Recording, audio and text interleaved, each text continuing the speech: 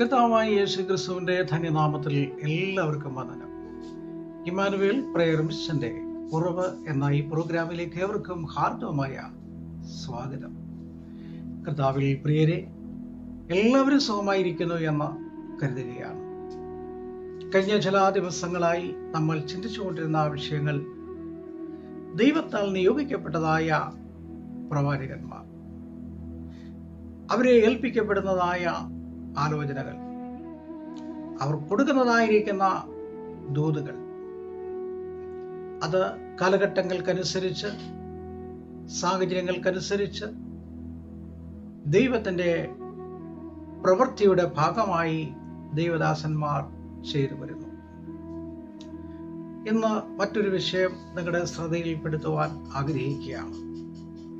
അതിന് ആധാരമായിട്ട് ഒരു വാക്യം ഞാൻ നിങ്ങളുടെ ശ്രദ്ധയിലേക്ക് കൊണ്ടുവരാം. ദിനവൃത്താന്തം 2-ാം പുസ്തകം 20-ാം അധ്യായത്തിന്റെ 17-ാമത്തെ വാക്യം ഇങ്ങനെ വായിക്കുന്നു: ഈ പടയിൽ പൊരുതുവാൻ നിങ്ങൾക്ക് ആവശ്യം ഇല്ല.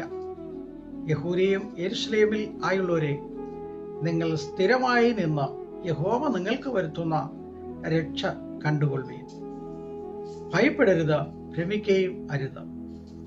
നാളെ അവരുടെ നേരെ ചെല്ലുവീൻ, യഹോവ നിങ്ങളോട് കൂടെയുണ്ട്. പ്രിയമുള്ളവരെ,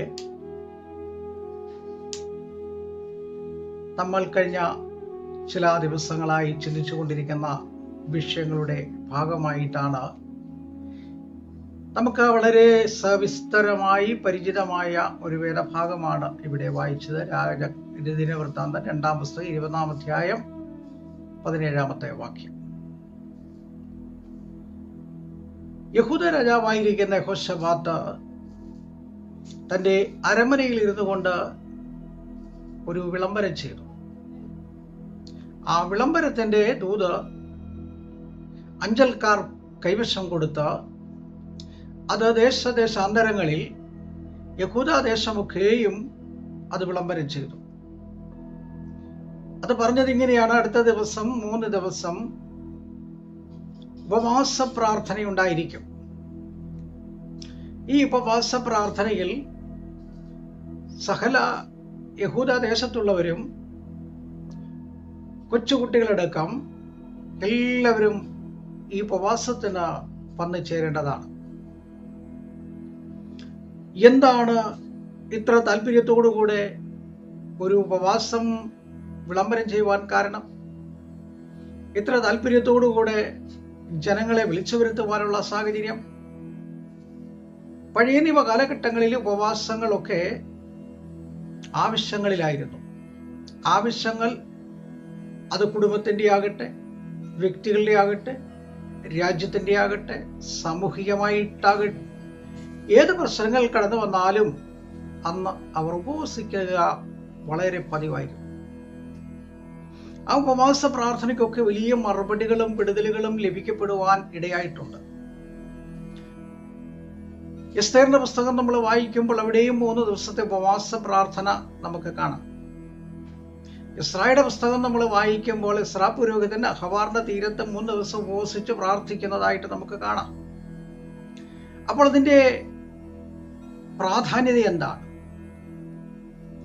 ഓരോ വിഷയങ്ങൾ അവരുടെ മുൻപിൽ അതിശക്തമായി നിലകൊള്ളുമ്പോഴാണ് അതിനൊരയവുണ്ടാകണം, വിടുതലുണ്ടാകണം, വിജയമുണ്ടാകണം, യാത്രയുണ്ടാകണം, നന്മയുണ്ടാകണം, പ്രതിഫലമുണ്ടാകണം, പ്രശ്ന പരിഹാരങ്ങൾ ഉണ്ടാകണം. ഇതൊക്കെയായിരുന്നു അവരുടെ പ്രാർത്ഥനകളുടെ അനുഗ്രഹം അല്ലെങ്കിൽ ലക്ഷ്യം. ഇന്നങ്ങനെയൊന്നുമല്ല. ഇന്ന് പ്രത്യേകിച്ച് കാരണമൊന്നുമില്ല. 7 ദിവസം, 21 ദിവസം, 40 ദിവസം യേശു ഇരുന്നു. യേശുവിനേക്കാൾ അല്പം കൂടെ ഉയർന്ന് ചിന്തിക്കുന്ന ആളുകളായതുകൊണ്ട് 41 ദിവസം വരെ ഇരിക്കുന്ന ആളുകളെ ഇന്ന് നമുക്ക് കാണാനായിട്ട് സാധിക്കും. അവരുടെ ഉള്ളിൽ എന്താണ് പ്രവർത്തിക്കുന്നത്, ഏതാത്മാവാകുന്നു എന്ന് തിരിച്ചറിയുവാനായിട്ട് അധികം സമയമൊന്നും വേണ്ട. കാരണം ഹൃദയങ്ങളെയും ഹൃദയവിചാരങ്ങളെയും നിലവുകളെയും അറിയുന്ന ദൈവമാണ്. ദാവീദ് പറഞ്ഞത് എന്താണ്? യഹോവേ, ഞാൻ ഭൂമിയുടെ അറ്റത്ത് ചെന്ന് പാർത്താൽ അവിടെയുണ്ട്, പാതാളത്തിൽ കിടക്ക് വിരിച്ചാൽ അവിടെയുണ്ട്, നിന്നെ മറച്ച് എനിക്കൊന്നും ചെയ്യാൻ കഴിയില്ല. എൻ്റെ നിരൂപണങ്ങളെ നീ അറിയുന്നു. അപ്പം നമ്മുടെ നിരൂപണങ്ങളെയും നമ്മുടെ ചിന്തകളെയും അറിയുന്നവന്റെ മുൻപിൽ നമ്മൾ വിനയത്തോടുകൂടെ സമർപ്പിച്ച് നമ്മൾ കടന്നു വരുമ്പോൾ അവിടെ വിടുതലാണ്. ഹന്ന എങ്ങനെയാണ് വിടുതൽ പ്രാപിച്ചത്? ദേവാലയത്തിൽ കടന്നു എന്നതിന്റെ സങ്കടം ബോധിപ്പിച്ച് കരഞ്ഞെന്നാണ്. അപ്പൊ സങ്കടം ബോധിപ്പിച്ച് കരയുന്നവരെ ദൈവത്തിന് അറിയാം. ഹാഗർ മരുഭൂമിയിൽ ഉപവസിച്ചല്ല അവിടെ കരയുന്നതായ ആ ഹാഗർ മകനെ ഓർത്ത് കരയുമ്പോഴാണ് അവിടെ ദൈവപ്രവൃത്തി വെളിപ്പെടുന്നത്. യഹോവയുടെ സന്നിധിയിൽ കരഞ്ഞ് പ്രാർത്ഥിച്ചുകൊണ്ട് നിൽക്കുമ്പോഴാണ് മറിയയ്ക്ക് ദൈവത്തിന്റെ ദൂതൻ പ്രത്യക്ഷപ്പെടുന്നത്. അപ്പോൾ ദൈവസന്നിധിയിലേക്ക് ഒരു ഉപവാസം എന്ന് പറയുന്നത് ദൈവത്തോടു കൂടെ അടുത്തിരിക്കുക എന്നുള്ളതാണ്. ദൈവത്തിൽ നിന്നും ഏറ്റവും വിടുതൽ പ്രാപിക്കത്തക്ക നിലയിലുള്ള കാര്യങ്ങള് അവർക്ക് ലഭ്യമായി തീരാൻ വേണ്ടി അവർ 3 ദിവസം ഇരിക്കുകയാണ്. അതിനാണ് ഉപവാസ പ്രാർത്ഥന ക്രമീകരിച്ചിരിക്കുന്നത്. സകല ജനങ്ങളും അതറിയുവാൻ ഇടയായി തീർന്നു. അതിന് വലിയ കാരണമുണ്ട്. അതിന്റെ കാരണം ഇങ്ങനെ: അമോന്യരും മോവാബ്യരും മെയ്യൂന്യരും എൻഗതി എന്ന ഹസ്സോൻ താമാറിൽ വന്നു, യുദ്ധത്തിനായി വന്നു എന്ന രാജാവിനോട് പറയുമ്പോൾ രാജാവ് ഭയപ്പെട്ടു. 19-ാമത്തെ അധ്യായത്തിന്റെ 1-ാമത്തെ വാക്യത്തിൽ വായിക്കുമ്പോൾ യെഹോശാഫാത്ത് തന്റെ അരമനയിൽ സമാധാനത്തോടെ ഇരിക്കുമ്പോൾ, സമാധാനവും സന്തോഷവും ഒരു ഗ്രഹ ജീവിതത്തിന്റെ അന്തരീക്ഷമാണ്.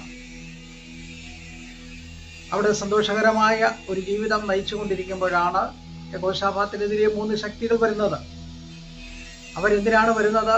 പിന്നെ 17-ാമത്തെ വാക്യത്തിൽ വായിക്കുമ്പോൾ അവിടെ കാണുന്നത് ഇങ്ങനെയാണ്: നീ ഞങ്ങൾക്ക് തന്നിരിക്കുന്ന അവകാശത്തിൽ നിന്നും ഞങ്ങളെ നീക്കിക്കളയാൻ വന്നിരിക്കുന്നു. അപ്പോൾ രാജ്യം അവർ പിടിച്ചെടുക്കും, അവരുടെ തലമുറകളെ അവർ പിടിച്ചെടുക്കും, അവരുടെ സകല സ്വത്തുക്കളും അവർ കൈക്കലാക്കും, ഉന്മൂലനാശം വരുത്തും, സകലതും നശിപ്പിച്ചു കളയും. ഇത് കേട്ടപ്പോഴാണ് യെഹോശാഫാത്ത് ഭയപ്പെട്ട പ്രവാചകനോട് ചോദിച്ചു, ഞാൻ എന്ത് ചെയ്യണം? അപ്പോൾ അദ്ദേഹമാണ് പറഞ്ഞത്, നിങ്ങൾ ഉപവസിച്ച് പ്രാർത്ഥിപ്പീൻ, ദൈവം നിങ്ങൾക്ക് വേണ്ടി വലിയ കാര്യങ്ങൾ ചെയ്യും. അങ്ങനെയാണ് രാജാവ് വിളംബരം ചെയ്ത് സകല ജനങ്ങൾ ദേവാലയത്തിന്റെ അങ്കണത്തിൽ വന്നപ്പോൾ യെഹോശാഫാത്ത് അവരുടെ നടുവിൽ എഴുന്നേറ്റ് നിന്നുകൊണ്ട് പറഞ്ഞതായ ഒരു വാക്കുണ്ട്: കഴിഞ്ഞ കാലങ്ങളിൽ ഞങ്ങളുടെ പിതാക്കന്മാർ കഷ്ടതയിലും വേദനയിലും ദുഃഖത്തിലും ദുരിതത്തിലും കണ്ണുനീരിലും കടന്നുപോയ ഒരു കാലഘട്ടമുണ്ട്. പട്ടിണിയും പൈതാകവും പകർച്ചവ്യാധികളും നിറഞ്ഞ ഒരു കാലഘട്ടമുണ്ട്. അങ്ങനെയുള്ളതായിരിക്കുന്ന ഒരു കാലഘട്ടത്തിൽ അവരൊക്കെയും ദേവാലയത്തിൽ കടന്നു വന്ന് പ്രാർത്ഥിച്ചപ്പോൾ അവരുടെ പ്രാർത്ഥന ദൈവം കേട്ടു, ദൈവം അവരെ വിടിവെച്ചു. അതോർത്തുകൊണ്ടാണ് യെഹോശാഫാത്ത് പറഞ്ഞത്, നമ്മുടെ പിതാക്കന്മാര് കരഞ്ഞ സ്ഥലമാണ്, പ്രാർത്ഥിച്ച ഇടമാണ്, അപേക്ഷിച്ച യാചിച്ച സ്ഥലമാണ്. ഇവിടെ ഇരുന്നു കൊണ്ട് നമ്മൾ കരയുമ്പോൾ, നമ്മുടെ കുടുംബത്തിന് വേണ്ടി കരയുമ്പോൾ, കുഞ്ഞുങ്ങൾക്ക് വേണ്ടി കരയുമ്പോൾ പ്രാർത്ഥന കേൾക്കുന്ന ഒരു ദൈവമുണ്ട്.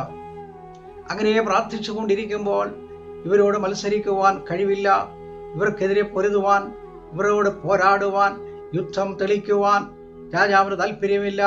രാജാവ് പ്രാർത്ഥനയിൽ നിരന്തരമായി മുട്ടമടക്കി. അവരുടെ നടുവിൽ ഒരു പ്രവാചകനെ ദൈവം എഴുന്നേൽപ്പിച്ചു. യോബേൽ എന്ന് പറയുന്നതായിരിക്കുന്ന ദൈവദാസനെ എഴുന്നേറ്റ് പറയുകയാണ്, അത് നമ്മൾ വായിച്ചത്: ഈ പടയിൽ നിങ്ങൾ പൊരുതണ്ട, യഹോവ നിങ്ങൾക്ക് വേണ്ടി പ്രവർത്തിക്കും. നിങ്ങൾ പരിഭവിക്കേണ്ട, ഭയപ്പെടുകയും വേണ്ട, നിങ്ങൾ ഉറപ്പും ധൈര്യമുള്ളവരായിരിപ്പീൻ. ഇതൊരു പ്രവാചകന്റെ ശബ്ദമാണ്.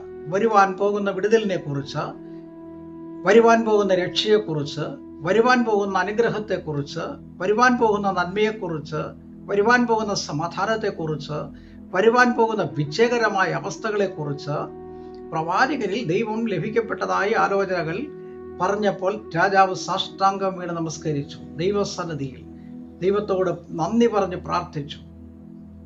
എന്നെ കേൾക്കുന്ന പ്രിയമുള്ള വാത്സല്യ മാതാപിതാക്കളെ, സഹോദരങ്ങളെ, ഒരു കാലഘട്ടത്തിൽ നമ്മൾ പലപ്പോഴും ഭയപ്പെട്ടിട്ടുണ്ട്, നിരാശപ്പെട്ടിട്ടുണ്ട്, വഴിയടയപ്പെട്ട അവസ്ഥകളുണ്ട്, യുദ്ധം പോലെ നമുക്ക് മുമ്പിൽ വെല്ലുവിളികൾ വന്നിട്ടുണ്ട്.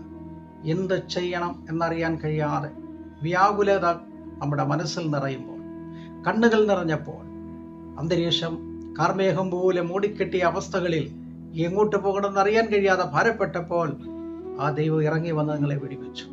പല ഘട്ടങ്ങളിൽ, പല സന്ദർഭങ്ങളിൽ ആ വിജയം തന്ന ദൈവത്തിന്റെ സന്നദ്ധിയിൽ നിന്ന് നമ്മോരോ പ്രിയപ്പെട്ടവരും പ്രാർത്ഥനയോടുകൂടെ കടന്നു വരുമ്പോൾ അതൊരു വിജയമായി തീരട്ടെ, അനുഗ്രഹമായിരിക്കട്ടെ. ആ ദൈവം ചെയ്യുന്ന അത്ഭുതങ്ങൾ എന്താണ്? അടുത്ത എപ്പിസോഡിൽ നമുക്കത് ചിന്തിക്കാം എന്ന് പറഞ്ഞുകൊണ്ട് ഞാൻ എൻ്റെ വാക്കുകൾ ഇവിടെ അവസാനിപ്പിക്കുകയാണ്. ദൈവം പ്രവർത്തിക്കുന്നവനാണോ? നാളെ നമുക്ക് വേണ്ടി പ്രവർത്തിക്കുമോ? ദൈവം എന്താണ് പ്രവർത്തിച്ചത്? എങ്ങനെയാണ് പ്രവർത്തിച്ചത്? അത് കേൾക്കുവാൻ ഒരുക്കത്തോടുകൂടെ പ്രാർത്ഥനയോടുകൂടെ കാത്തിരിക്കുക. ഞാനും നിങ്ങൾക്ക് വേണ്ടി പ്രാർത്ഥനയോടുകൂടെ കാത്തിരിക്കുന്നു. കരുണയുള്ള ദൈവമേ, സുബസ്ത പിതാവേ, അനുഗ്രഹിക്കപ്പെട്ട ഈ നല്ല പകൽക്കാലം കേൾക്കുന്ന വചനം കേൾക്കുന്ന ഓരോ പ്രിയപ്പെട്ടവരെയും, പ്രായമായ വാർദ്ധക്യത്തിലായ പിതാക്കന്മാരെ മാതാക്കളുണ്ട്, രോഗികളായി കഴിയുന്നവരുണ്ട്, കിടപ്പ് രോഗികളുണ്ട്, വളരെയധികമായ പ്രയാസത്തിലൂടെ കടന്നു പോകുന്നവരുണ്ട്, ജന്മദിനവും വിവാഹ വാർഷികവും ആഘോഷിക്കുന്നവരുണ്ട്. അവരെ ഓർക്കുന്നു. സ്വദേശത്തും വിദേശത്തും ഗൾഫ് മേഖലകളിലും യൂറോപ്യൻ രാജ്യത്തിലും അമേരിക്കൻ നാടുകളിലും ജോലിയോടുള്ള ബന്ധത്തിൽ കുടുംബമായി താമസിക്കുന്നവരുണ്ട്, ബിസിനസ് ചെയ്യുന്നവരുണ്ട്, പഠിക്കാൻ പോയ കുഞ്ഞുങ്ങളുണ്ട്. അവരെല്ലാം ഓർത്തുകൊണ്ട് പ്രാർത്ഥിക്കുന്നു. എല്ലാവരെയും അനുഗ്രഹിക്കണം. ദൈവിക ആലോചനയ്ക്ക് ഒത്തവണ്ണം മുൻപോട്ട് ഞങ്ങൾ കടന്നു പോകുവാൻ ഞങ്ങളെ സഹായിക്കണം. ദൈവത്തിൻ്റെ ശബ്ദം ആലോചനയായി കേൾക്കണം.